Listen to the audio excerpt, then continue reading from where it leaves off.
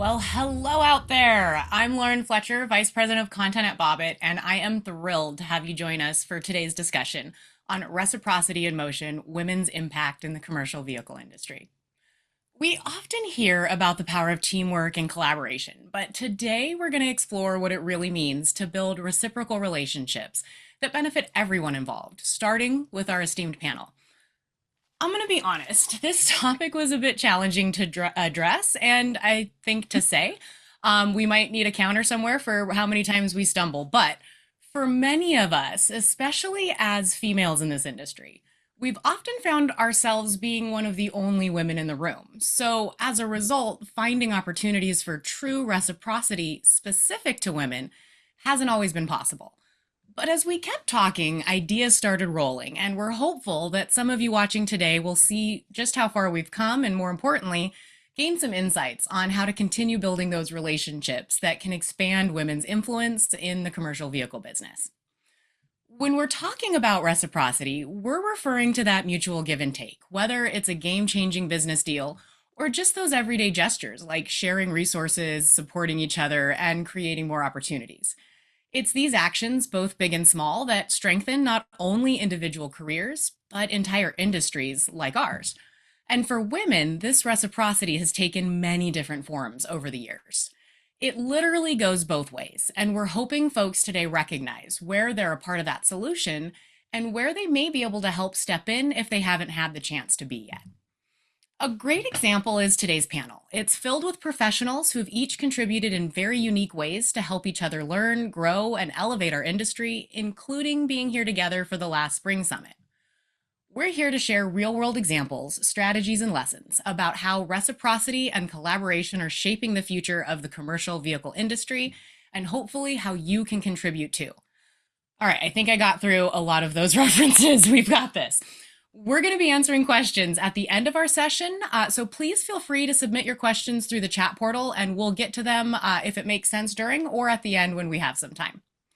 Our presenters today are Nicole Combs, Director of Sales, Work Truck Finance at Mitsubishi HC Capital, a commercial finance company.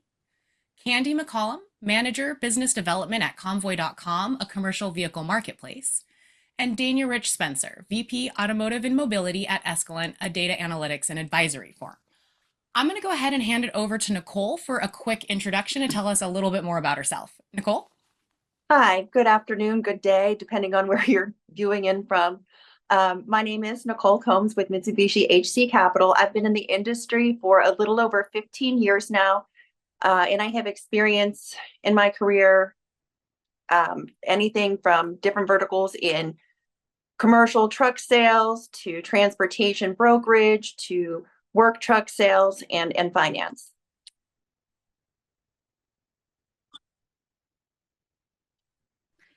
I'm in business development with Comvoy, where I guess reciprocity, right? It's fundamental in my day-to-day business. Building relationships, identifying new partnerships and avenues to enhance the experience for the end user, the commercial vehicle buyer on Comvoy. And I'm truly passionate about the commercial vehicle industry. I'm passionate about helping others, and I just look forward to our discussion today and for us sharing insights and perspectives that and hope help someone else. Awesome. And Dania? Thanks, Lauren. Yes, I'm Dania Rich Spencer with Escalent, and I am a strategic advisor to our Fleet Advisory Hub, which is a dedicated group of fleet decision makers in which we engage with them regularly, frequently, a couple times a month. These decision makers represent over 10,000 companies, actually closer to 12,000. We are actively working to grow this community, and well over 1 million vehicles. We engage with them, like I said, a couple times a month on a variety of topics, including technology and emerging trends, electrification, autonomous, all of the new, cool, and neat topics that we are seeing and experiencing in the industry. I'm really excited to be here today because through a reciprocal partnership, we were able to successfully develop and maintain our Fleet Advisory Hub by learning best practices and engagement best practices when you're talking about a research community. So really excited to be here. And I think I can offer some really good examples on when you choose a good partner, you typically get good results. So thanks, Lauren. Thank you, ladies, for the introductions. All right, I know I just talked a lot and we've got it all set up, so let's go ahead and get moving. We're going to start with just a basic definition by really defining what reciprocity means to you. Is it those big career defining business wins or those smaller everyday exchanges that build up over time? I'd love to hear more about that. And if you can share a time when a reciprocal relationship, whether that grand gesture or small act, maybe helped create a success in your career. Nicole, I want to go ahead and start with you on this one. So for me, I think my personal connection to reciprocity has to be more with the everyday acts and less of the grand gestures. I think it's the act of giving of your time, your energy, your attention, your effort into something, or to someone who might need a little bit more encouragement. So I think that those little everyday gestures and the giving of yourself in hopes to help support somebody else is what my experience with reciprocity has been. And it's just the everyday combination of those things coming together. And Candy? Oh, to me, reciprocity is both the small wins and, the significant achievements. And reciprocity is fundamentally rooted in respect, mutual respect, and the principle of treating others as you would like to be treated, the golden rule. I also think that reciprocity is a mindset of giving without expecting an immediate return. And, with, like I said earlier in the intro, building a relationship, focusing on building trust, fostering those relationships, whether it's personal or professionally. And throughout my career, I've been in mostly male-dominated industries, and I've seen the power that the small gestures create. I think most of all is communication, and that it takes time and a consistent effort. But it's a lifelong skill that we can all work on and be better with self-reflection. I love that. Giving without the return. That is a really, really good topic and way of describing that one. Dania, what about you? Well, for me, it's about a mutually beneficial partnership in which both partners or both parties benefit, obviously, the mutual beneficial part of it. But I think the important thing is that the split between benefits or outcomes doesn't necessarily have to be 50-50. My experience has been that split and the anticipated benefits and outcome that results from the partnership, that split ebbs and flows over a period of time and through the life cycle of the partnership. And as long as both partners their needs are being met and they are experiencing benefits, then it remains a healthy partnership or a healthy relationship. The key here is that you want to ensure that the sum is really greater than the individual parts. And I think that's key, right? You want this 1 + 1 = 3, ideally 3+. And I've been very fortunate. I mentioned in the intro that through a reciprocal partnership, in this case with a tech company, allowed us to establish Escalent as a high quality provider of research communities or insight communities. And many years ago, because time flies by so fast, we were very fortunate to enter into a very high quality relationship with a tech company that at the time, Escalent was a traditional market research consumer insight company. And we knew research communities, insight communities in which clients engage with their loyal customers for a variety of reasons was essentially a new methodology. we knew we needed to be in that space, but I can tell you, technology and the platform used to engage with folks was not in our wheelhouse. And the tech companies at that time, they literally came out of nowhere. Like one day they were there, or one day they weren't there, and the next day they were there. And we recognized that we needed help that was outside of our core competency. And we were very fortunate to enter into a very good partnership with this tech company in which both parties were mutually benefiting from it. And we very much embraced the model of Escalent brings the research expertise and the auto industry deep knowledge, coupled with the technology and the best-in-class platform. And we're able to combine those competencies to offer a best-in-class solution to our customers.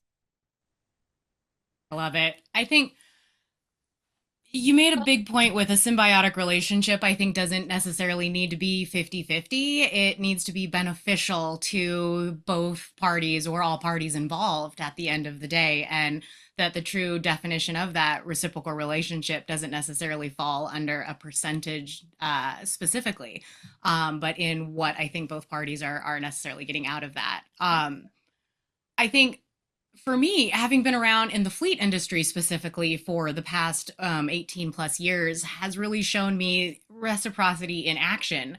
I mean, some examples that come to mind are our numerous associations, our organizations from NAFA to AFLA, Women in Fleet Management and the Black Fleet Network, and so many others. And it's just really always amazed me to be on a show floor at any of our industry events, and see the hugs and the handshakes between what would be considered competitors who've just known each other for years and have never had a problem helping each other out. I think you see it on LinkedIn constantly. Somebody's looking for a new job, and several people are posting, sharing, and doing what they can to just elevate each other within our industry.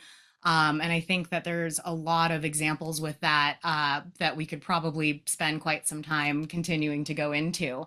But I think another part of reciprocity and that collaboration is really turning collaboration into a reciprocal relationship. It's one thing to collaborate, but when you have everybody benefiting, to continue with that theme, it's really truly another.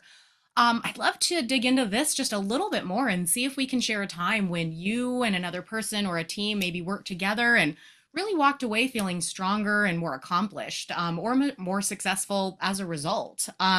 Candy, love to start with you on this one. I want to add on something that when you have partners, right, the goals sometimes change. So maybe it's not always 50-50, but it is a constant change, right? And the open, again, communication, right? That you are, notice that those change. You become part of their space. They become part of yours. And it's sometimes even the objective might change, right? But for turning to collaboration with reciprocal relationships, I have so many that are recent, right, that I would just like to focus on, if that's okay, Lauren. Yeah.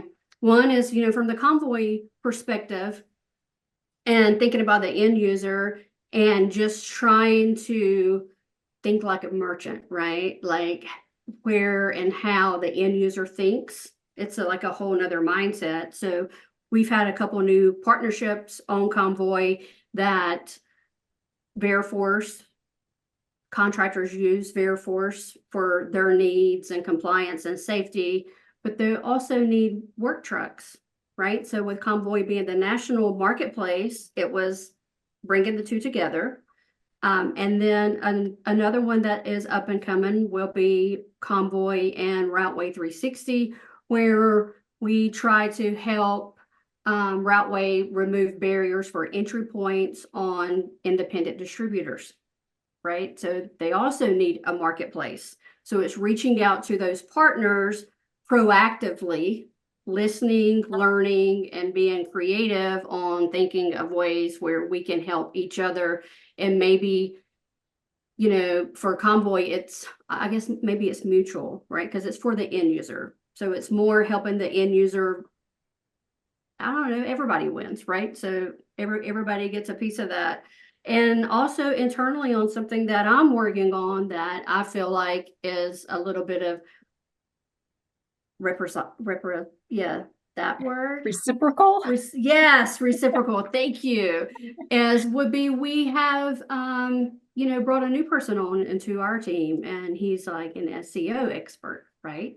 So being able to work with him on some very technical SEO things, and hopefully, maybe he can pick up something from me on just time in the space on the commercial side, right? And I feel like that when you join forces like that together, you're walking away as a better outcome, right? Together as one than anyone could have done individually.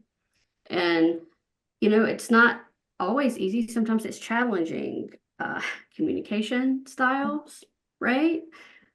So again, I would say we have to foster open communication. We have to give and take respectful confrontation, and just have regular check-ins and creating an environment where everyone's heard and everyone's listening.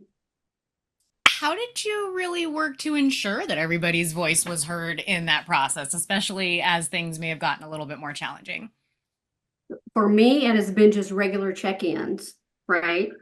And then asking, and then sometimes if not knowing where to go, just putting something out there as a starting point to get feedback, right? Love it. Love it. And Dania, what about you? Can you share a time when you had a successful collaborative relationship that really kind of helped you walk away feeling a little bit more accomplished as a result? Yeah, so going back to our partnership with this tech company, it was truly a unique relationship partnership. Back at the time, these partnerships between tech companies and traditional research companies was relatively new, and it was certainly new to the Escalent organization at the time. And the reason why it was truly unique is because both parties needed to learn from each other. We were both motivated to enter into this partnership because we saw benefits, right? We both wanted to expand our footprint in this new methodology, this new area of market research, consumer insight. But we each had something that the other one needed. But it went beyond collaboration because we had to, one, learn from each other. Two, we had to develop a sense of trust with one another. And to piggyback onto something that Candy said about communication is vitally important, but it must be transparent communication, right? This is about being honest with the goals. And we had challenges, and I know that we'll talk about challenges in just a bit, but you had two companies coming together with very different cultures. So to Candy's point too, we need to be respectful of each other, but being committed to this model of 1 + 1 = 3, and the combined solution was, I don't know, maybe it sounds silly, kind of our North Star, right? We were committed to that. We were committed to offering both sets of customers or clients a best-in-class solution. And we did that by staying focused and, going back to that split. This relationship may have started out as a 50-50 split, but to Candy's point, when you're talking about long-term partnerships that last decades, business goals should change, and that flow ebbs and flows. But again, as long as both parties' needs are being met, then the relationship stays healthy. And we've been very fortunate to be able to enter into some very high quality, like I said, relationships over time. I love it. And I was thinking as you guys were talking, and not to be a very unintentional plug, but I think this panel discussion for me is a bit of an example of a time where I was able to work together with a group on a topic that hadn't honestly given a lot of thought to before, this reciprocal relationships and reciprocity in fleet and commercial businesses. And it has really helped kind of expand my mind on where and how many different places it touches. And I do really, really urge anybody who has an opportunity to speak or to participate in a panel or a session at any event that makes them feel a little nervous to step up and to do it, because you'd be surprised what you might walk away from and what you learn in the process of communicating with everybody as well. So unintentional plug, but I know I've definitely learned a lot from being a part of this process and communicating with these ladies before the panel today. Okay, so the next question I'm actually really, really excited about. We touched on it a little bit in our past panel, but I think that mentorship and allyship are really key in establishing these reciprocal relationships, especially for women in more male-dominated spaces. Have you seen mentorship, either given or received, create that ripple effect that's benefited not just one person, but multiple people or even a whole team? Dania, I'd love to have you start on this one. Thanks, Lauren. So this was my favorite topic out of all the topics we're going to talk about today. This was my favorite because a few years ago, we had the opportunity, and I was honored to work with 3 students from Michigan State University, their School of Business, around their capstone project. These students were sharp and bright and motivated. And Escalent at the time was sitting on this database of connected vehicle data. We knew that there was insight in this huge lump of connected vehicle data, but we just didn't have the time or the resources to really put behind it. And when Michigan State reached out, and again, I had to get past the go green because I'm all go blue, but it was such an awesome opportunity for the students to come in and have access to real world vehicle data, right? Their capstone project was around big data and data analysis, and how do you operationalize those insights. And Escalent, we wanted to understand driving behavior and how that aligns with self-report driving behavior, right? We're in the survey business. People most of the time don't intentionally lie, but responses, human responses, are not always accurate for a variety of reasons. So we had this kind of selfish interest in understanding this. MSU reached out. It gave the students an outstanding opportunity to get outside of textbooks, case studies, and actually work with a large, well-respected company in the real world with real world data. It was a true win-win. It was Escalent having an opportunity to give back to the community. I learned so much from these 3 students. And I remember thinking back, if I was only half as smart as these kids, I'd be doing so much better today. So, it's related here because, the commercial vehicle industry is all about connectivity these days, right? It's about telematics. It's about electrification. It's about connected data. And Escalent wants to continue to solidify our reputation in that space. And what an awesome opportunity to be able to mentor those students for 3 months, and then really everybody wins. So I have fond memories of that. I love that. And I think, too, I want to bring up one of the concepts that I believe you brought up in our last panel that has stuck with me since then, which was the concept of reverse mentorship. It was the first time that I had heard that term. Yes. I have now utilized it many times, and I think fits with this. It's that learning from not Yes. just those who may know more, have had more time necessarily in a particular industry, but might know more in a certain topic or technology or just something else. And maybe looking in other places for those mentor opportunities than just looking up, I think. And Nicole, what about you on this one? Mentorship, allyship.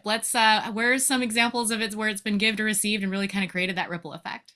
I can start off with an example of early on in my career where it was neither give or received, So early on in my career, I was an island. I was the only female in the room or the only female on the sales team. And I felt like I was on an island and it's very lonely and you're trying to navigate a new industry, especially when you're very young in your career and you're still learning the ropes. I know what it feels like to be on an island, to not have mentorship or allyship. Flash forward to the current state, I have both. Not only do I have both formally and informally, in terms of having mentorship, but it's really made the transition and growth abilities a lot easier to navigate.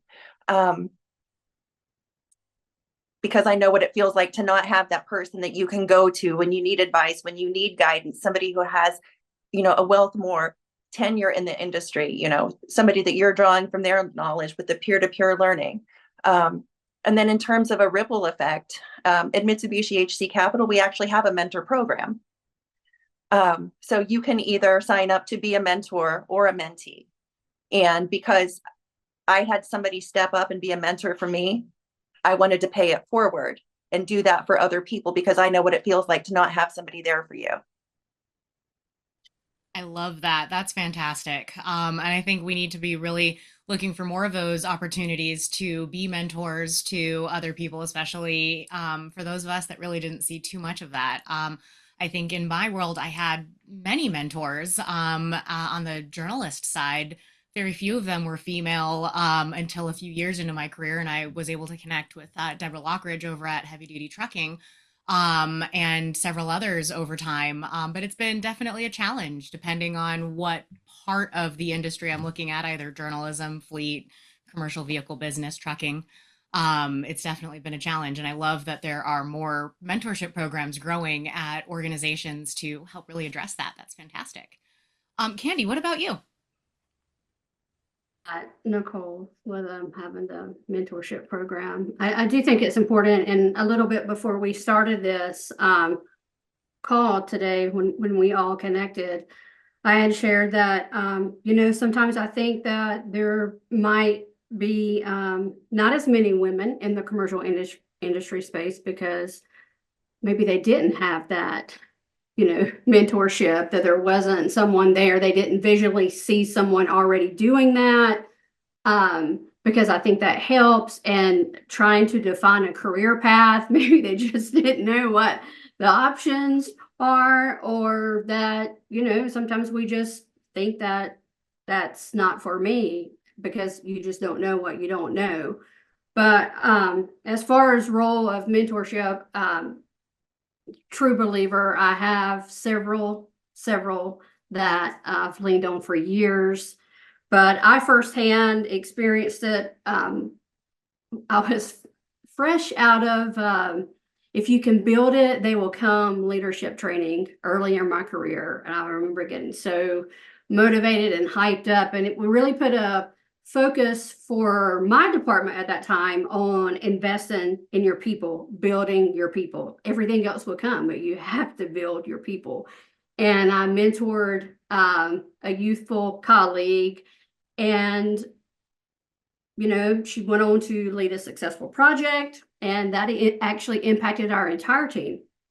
And then her success later inspired her to be a mentor to others. So that was creating the ripple effect that built our entire team's capabilities, but it also made our entire region super successful, right? Because it just strengthened us. It put strong legs under us. I love it. I think it made me think of the phrase be the example that you needed.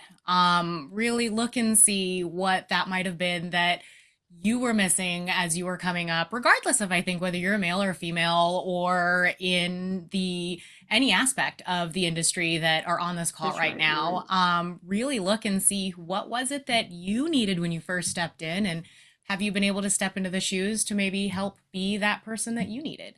And sometimes Um, it's, Lauren, sorry to interrupt, it was just, no. sometimes it's not about being the woman in the room, right? You could be the only male in the room. You could be the youngest one in the room. You could be the newest one in the room, right? Um, the, just treat people how you want to be treated, right? No, I love it. Again, that one was I was really looking forward to getting through that topic and talking about that. But I think it also really connects well into the next line, which is, sometimes the best examples of reciprocity come during tougher times and tougher moments. Can you share a moment when a network of peers or mentors or maybe an unexpected ally helped support you through a difficult situation and maybe how you were able to give back in return? Nicole, I'd love to start with you on this one. I think challenging times looks different, right? Is it globally? Is it economically? Is it somebody having a stressful moment, a bad day? You know, those difficult times can be multiple times a day for somebody. So I think going back to it's the everyday small gestures. It's being supportive and encouraging if business is slow. If you have a peer whose maybe numbers aren't where they want to be in terms of their sales quotas or their goal alignment, just encouraging them and supporting them, and maybe giving them best practices that could help improve things or turn the dial for them. I think it's those little things that we can do every day to encourage and support. That's something we can give of ourselves and don't need anything in return. It would be great, you might need support one day too, though, so maybe it'll I mean, come it's back. not necessarily the Godfather. One day I'm going to ask a favor in return. Right. But I think that's also I think what sometimes people see with these relationships is that am I going to have to help you for this real big favor you might ask sometime in the future? And I think it's not necessarily, again, going back to an exact 50-50. Sometimes a struggle might be different one day or another, and that assistance comes in so many different forms. And what might be a big help to you might be a small lift to somebody else. And I think that's something that needs to be definitely looked at. Candy, any thoughts on reciprocity during tougher times? Um, I think that for me, a couple of big ones stand out, right? There was a challenging period early in my career where we had company restructure. And, so my entire network stepped in to support each other, right? That was emotionally, that was professionally.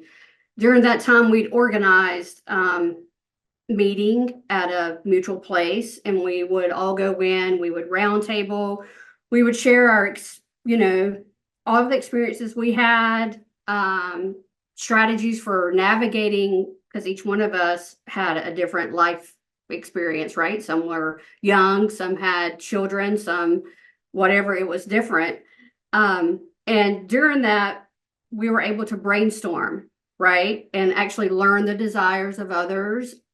And during that, because this was pre-LinkedIn days, right? Pre-social media days, that allowed us to open our networks to each other, right?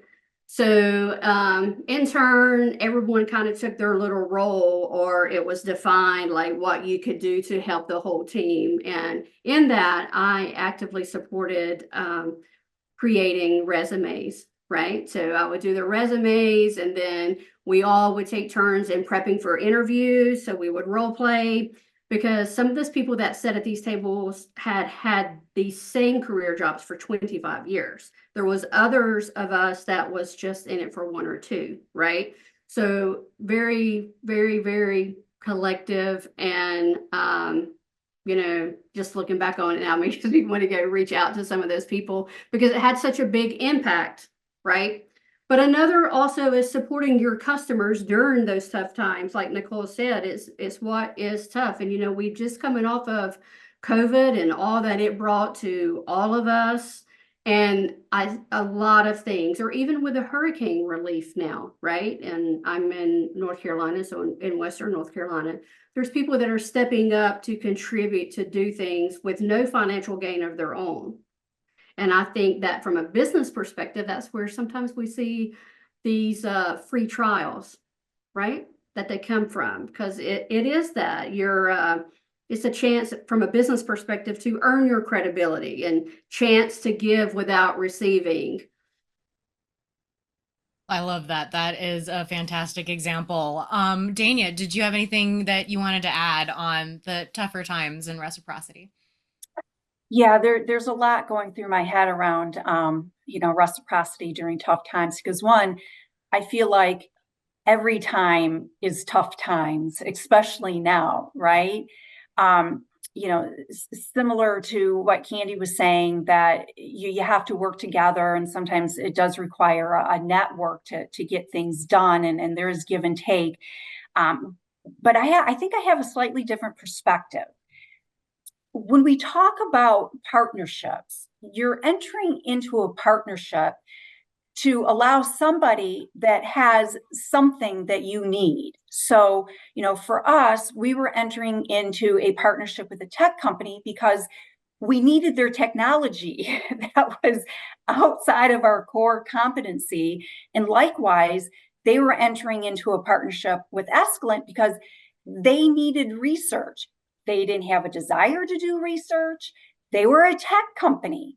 So there's a purpose to entering partnerships, but it's more than just, Dania over here with Escalent and the person over here with the tech company. It's beyond these two people. You need buy-in from your executive leaders. You need buy-in from colleagues, as Candy had mentioned. The ultimate goal here was to sell research communities and to sell a lot of them, and actually to develop a practice around insight communities. We were all tasked with selling this new methodology. So my role was to convince senior leadership that we're going to enter into this partnership with this tech company that came out of nowhere. But they seem to be pretty good. So I needed to convince, the president of the company that I needed to earn his trust that I wasn't going to screw it up. But I also had to earn the trust of my colleagues outside of the automotive team, because they were tasked to sell these things to their financial services, healthcare, consumer goods clients, right? And they needed to be convinced that, one, I kind of knew what I was talking about, but more importantly, I brought in the right partner. And that was tough. So talking about tough times, that was difficult, that was tough. And here's where I'd like to introduce kind of maybe a different perspective. Part of the success for Escalent, part of the success for me during this time, which, oh, by the way, didn't magically happen in 6 months or 12 months, right? This is a long, long play, but I was open to learning. I was open to self-educating. There was a lot of self-educating going on. I was open to relying on people and resources, both internally and externally, that knew more about this than I did. I had to become confident. And how do you become confident? Practice. And that means you got to self-educate, you got to be open to learning. And if you can put all of those pieces together, like I did, like we did, you can reap some really successful outcomes. And we have been successful at Escalent of being a leader in offering research communities, which ultimately helps our clients build relationships with their customers, grow their market share, and really stand out from the competition. And at the end of the day, we all need to remain competitive, but it's not easy. And to me, like every day is tough times. I think, practice makes progress. I have a 9-year-old daughter, and I tell her that all the time. I always hated, practice makes perfect. Perfect is such a hard thing to attain, I love it. regardless of what you're trying for, but practice makes progress. And when I heard you mention practice and that self-education and everything that goes into that, I think that it's, progress is often the one major thing that we're trying to shoot for at the end of the day is just Right. that forward movement. So I love that. That was wonderful. So, looking ahead now, so building a strong reciprocal relationship is definitely key to long term success, I think, for anybody entering the industry, whether you're a female or not. I think really making sure you're building those relationships is important. What advice would you give to anyone entering the commercial vehicle industry on how to build some mutually beneficial relationships that may lead to some personal or business growth? Dania, let's go back to you on this one. Well, it's, and maybe it's about setting expectations. Um, it's a complex industry, right? It's a complicated industry. It's a complex industry. It's undergoing disruption. It's a highly competitive industry. It's mandated by regulations that seem to be changing all the time. Well, I shouldn't say changing all the time, but often, and then there's lawsuits. So there's a lot going on in the industry, and I think you have to be realistic in your expectations of how fast can I learn and what is the best path in becoming an expert. There's been times in my career where I've gone outside of automotive. Healthcare is an example. That's another complicated, highly regulated industry. And I just wanted to be as smart as the person that I was working with. Well, I mean, she had decades of experience, right? So I think you have to have reasonable expectations because it is such a complex, complicated, evolving industry. And like I said, you need to be open to relying on those that have more experience, that are smarter than you.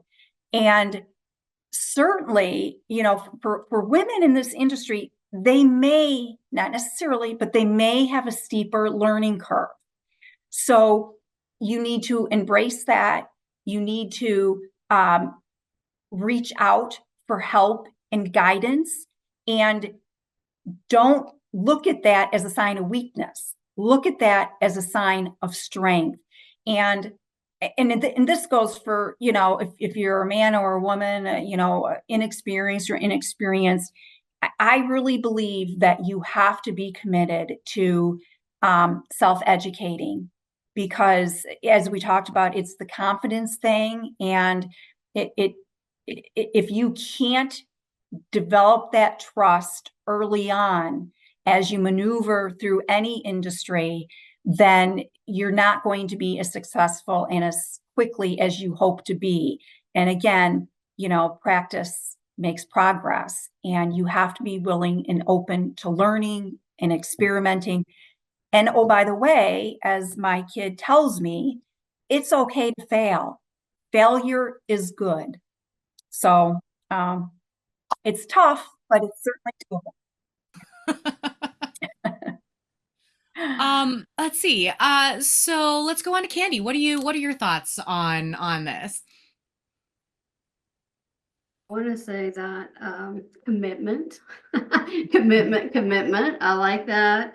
And my son is in the middle of basketball tryouts, and he keeps asking me, why does every day we have a lecture from the coach about it's a commitment?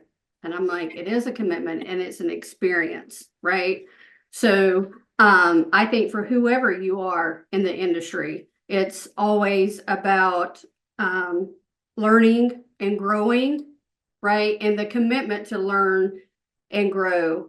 And I particularly would, encourage people to seek mentors and peer relationships, right? Because it's crucial to an approach networking as a mindset, again, of giving, not just receiving, right? Like giving it your all. You always, back to my very first job that I've mentioned earlier, it was a male dominated industry, but I did have a female manager. And one thing that she probably branded on me was you have to be the hardest worker in the room, right? Because it may be a steeper incline of you to learn, or it may not be, but you're going to want that discipline, right? That discipline of learning how to do things when you don't want to do, right? I mean, there's several books, Eat the Frog book, right? Just go ahead and eat it. But when you're networking, just, stay focused on giving it your all to learn more, giving it all to, be the best person you can be, right?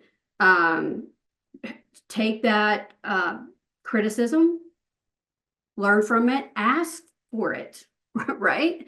Like if you're an athlete, that's what you want to ask, that's why we have batting coaches and things like that. So we can watch the replay. We can see what we're doing wrong. And, we want to be the best athlete on the field. We also want to be the best representative of whatever we are carrying the torch for at that time. So, in the space, if you're new, just start off by offering what skills or insight you do have to your network. Maybe it's not industry related, but you might have knowledge of something they need help with, and you're learning that through conversation. I mean, summits like this, right? This offers networking opportunities in the beginning and in between, and then we have trade shows. And be confident, right? Be comfortable in being you. And for some personalities, that's a whole lot more swing or shift that you might have to practice on your own to open up. For some personalities, it's a little bit more natural. So maybe it's not an area where you have to stay focused. I love it. But that growth comes with that kind of experience that comes through. Nicole, what about you? Do you have any advice for anyone entering this industry on how to kind of build those mutually beneficial relationships? I would absolutely encourage anybody emerging in the industry to join networking associations.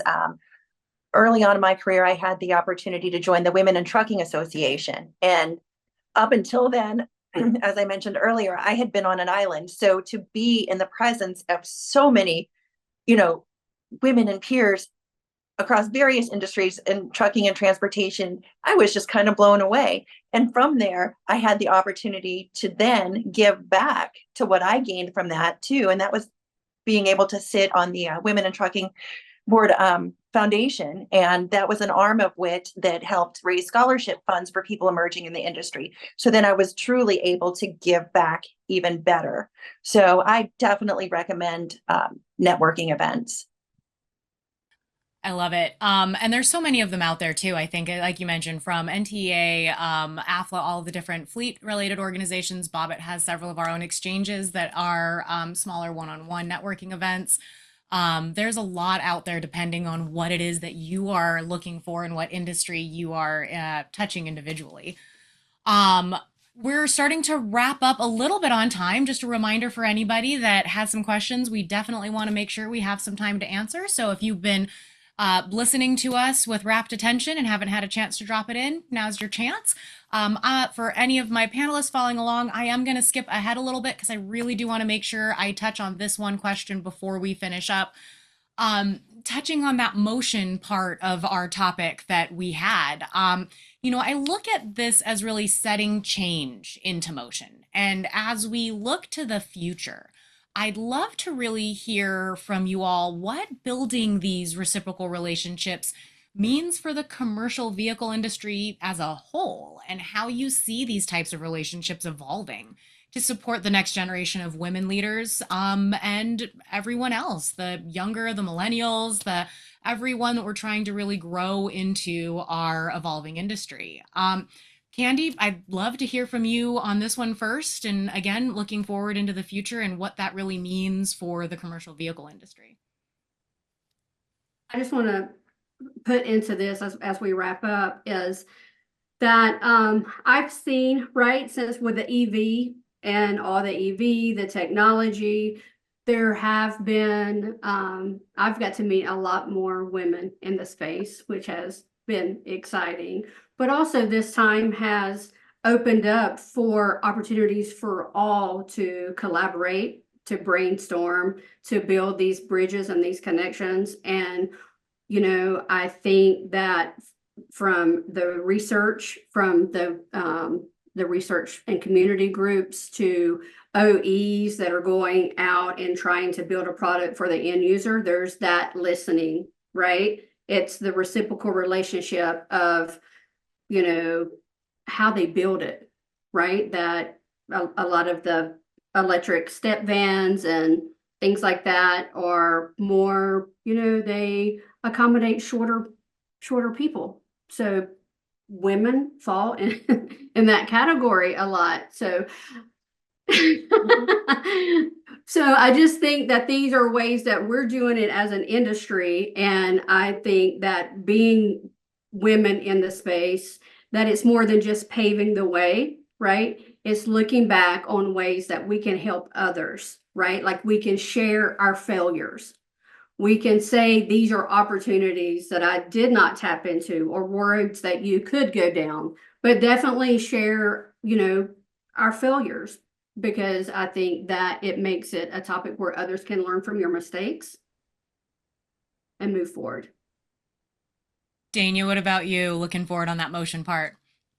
Yeah, so, you know, as we continue to maneuver through all the disruption and the rapid changes in our industry, the technology, and we talk about electrification and autonomous, this is really leading to new business models. You know, sometimes I think about fleet as a service and you know, shared mobility, and it's serving as a catalyst for true official joint ventures and partnerships. You know, so many OEM partnerships between OEMs and energy companies. So the disruption is leading to new way of doing business. And part of the new way of doing business is deepening of these existing relationships. So, you know, think about vehicle manufacturers. They are going to be offering services and solutions outside of just the product. Think about dealers and the role of the dealers. You know, dealers are so important to fleet companies and those running commercial vehicles. That relationship with the dealer is going to deepen. Fleet management companies, you know, really any player in this ecosystem, I believe these relationships are going to deepen and they're going to broaden. I think that dynamic actually works to the advantage of women, because as I said, women may have a steeper learning curve. And if there are more resources, more collaboration, more mutually beneficial partnerships that women can tap into, that yields a stronger safety net. And if we as humans feel like we have a safety net that's going to catch us, that making a mistake or being inexperienced or, you know, being ignorant about something, if we have a strong safety net, we're going to be more likely to take the risk.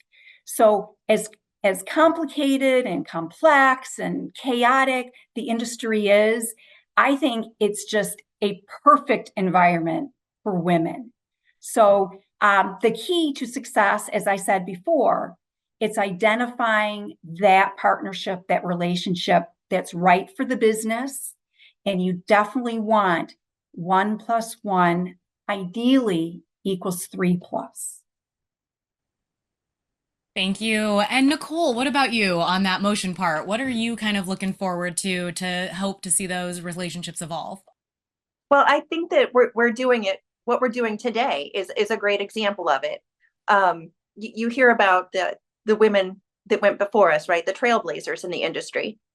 And what we're doing today is we're also continuing on that trail and leaving a path for people behind us to follow. So I think that what we're doing in our everyday actions as women in the commercial vehicle industry is laying the groundwork for the generations to come behind. And not everybody is fortunate enough to have that culture of support at their workplace. So my advice would be, if you don't have it where you are, be it for someone else. Again, I love that, be that example that you really needed. I think it really comes back to identifying what challenges we've seen and what we've needed in our industry and where we can kind of step in and fill some of those shoes or help others do it. Thank you all so much for sharing your stories and your insights today. It's been incredibly inspiring for me to hear how, even in a space where we've often been one of just the few women in the room, we've still managed to find a way to build these meaningful reciprocal relationships. The connections, whether they come from major breakthroughs or those small everyday interactions and gestures, which it seemed like was more the feeling that we were having in this group, it's really what strengthens our individual careers and industry. So I think today we really believe that reciprocity isn't just about what we receive, it's about what we give and how our contributions are really uplifting others. Today's conversation has really shown me that by continuing to support each other, opening those doors and offering our resources, we really can grow and impact the women and everybody else in our commercial vehicle business. So let's carry this forward, keep building those partnerships, empowering one another, and creating success stories to inspire our next generations of women leaders and beyond in our industry. Thank you all for being a part of this important discussion, and everybody who's been hanging out with us in the back end. We appreciate you.